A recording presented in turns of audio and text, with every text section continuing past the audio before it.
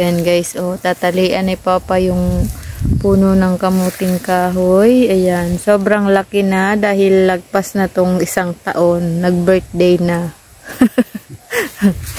Oh, tapos itatali doon sa perno para mahila pataas yung laman. Dahil medyo matagal na dito guys, hindi umuulan. Kaya ayan, matigas na yung lupa.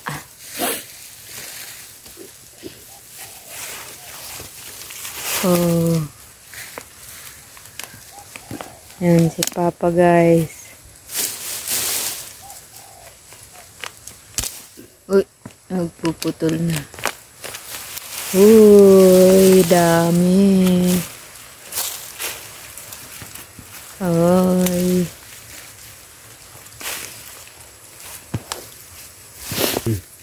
Hindi na naman pa itong mama mo si Mama Puring.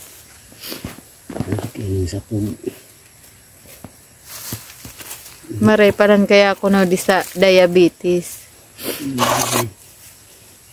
Diabetes man siya.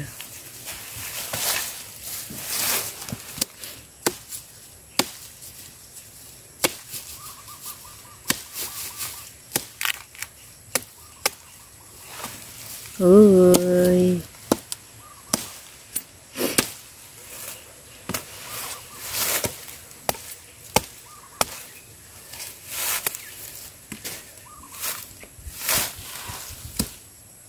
So, yelo pati di.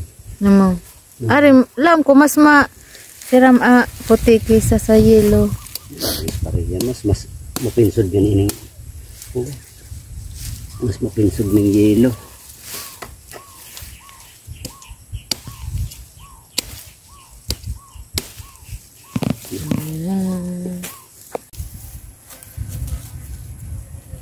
Ada na naman na. Ang perang bulang naman di pa. Ari. Ading kamuting kahoy. Taon. Ano? Lagpas na rin 1 taon. Lagpas na rin 1 taon. Ayan guys, oh, pag ganito pala, lagpas na itong 1 year old, itong kamuting kahoy na to. Kaya naman, sobrang taas na. Oh. Yan, makayakat. Bunutin na walang perno. Kakayanin. Obligado ng gamitan ng perno.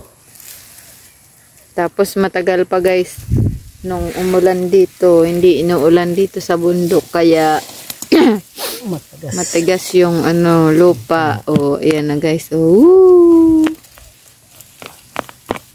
Ay, nagtutunog-tunog pa guys. Yung mga laman ng kamuting kahoy. Ay, uy. Putol.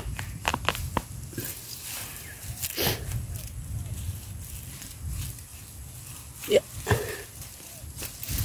Hindi na din kamutin.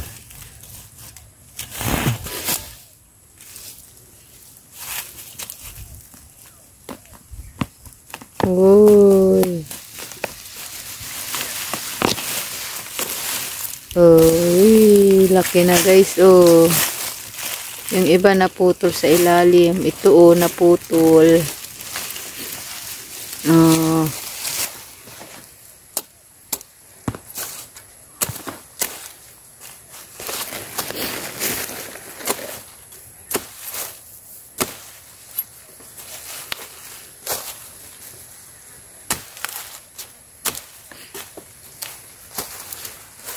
Uy. Putol. Oh, ayan guys, yung naputol na laman ng kamuting kahoy. Oh, very big. Yan guys, yung aming nakuha na 2 puno lang yan guys ng kamuting kahoy. Oh. Thank you Papa sa pagkuha at pagtanim ng kamuting kahoy. Ayan, sobrang lalaki na guys. Thank you so much for watching.